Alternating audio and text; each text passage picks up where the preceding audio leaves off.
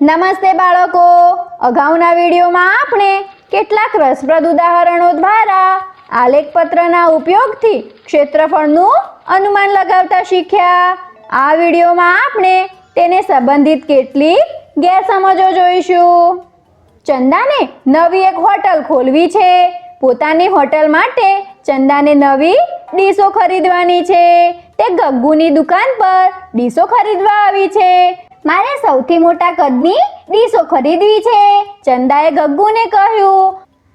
ગગ્ગુએ ચંદાને આ આકારની ડીશો બતાવીને કહ્યું, ચંદા, આ બધી ડીશો નવી ડિઝાઇનની છે અને આ બધામાં તું એકદમ સરખી રીતે ખાવાનું પીરસી શકે છે।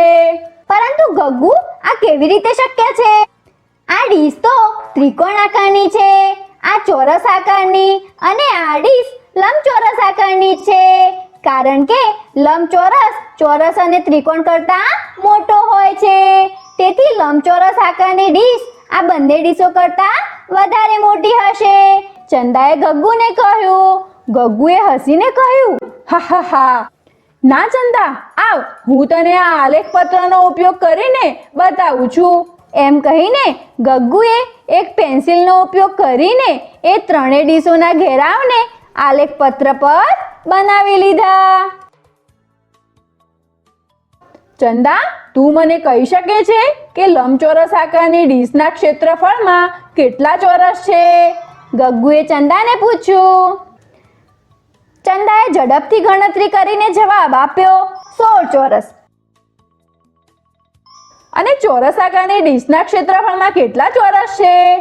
ગગ્ગુએ પૂછ્યું। તે પણ 16 ચોરસ છે, ચંદાએ આશ્ચર્યચકિત થઈને જવાબ આપ્યો।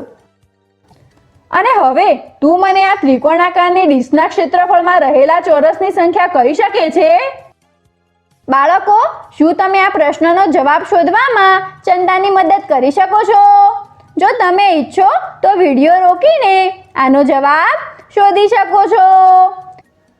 ત્રિકોણાકારની ડીશના ક્ષેત્રફળમાં 12 આખા ચોરસ છે, 4 અડધા કરતાં વધારે ચોરસ અને 4 અડધા કરતાં ઓછા ચોરસ છે। તેથી આપણે 4 અડધાથી વધુ ચોરસને 4 આખા ચોરસ તરીકે ગણીશું અને આપણે અડધાથી ઓછા ચોરસને ગણતા જ નથી। આ રીતે ત્રિકોણાકારની ડીશના ક્ષેત્રફળમાં 16 ચોરસ છે। ચંદાએ પણ તમારી જેમ જ ત્રિકોણાકારની ડીશનું ક્ષેત્રફળ શોધી લીધું। અરે ગગ્ગુ, આ ત્રિકોણાકારની ડીશના ક્ષેત્રફળમાં પણ ફક્ત 16 ચોરસ છે। તારી વાત એકદમ સાચી છે। આ ડીશના આકાર ભલે અલગ અલગ છે, પરંતુ તેમનું ક્ષેત્રફળ એકદમ સરખું છે, ચંદાએ ગગ્ગુને કહ્યું।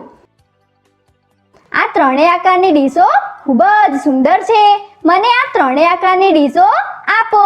એમ કહીને ચંદાએ ગગ્ગુ પાસેથી ત્રણેય આકારની ડીશો ખરીદી લીધી। બાળકો, આ વિડીયોમાં આપણે આલેખપત્રનો ઉપયોગ કરીને ક્ષેત્રફળના અનુમાનને લગતી કેટલીક ગેરસમજો વિશે શીખ્યા।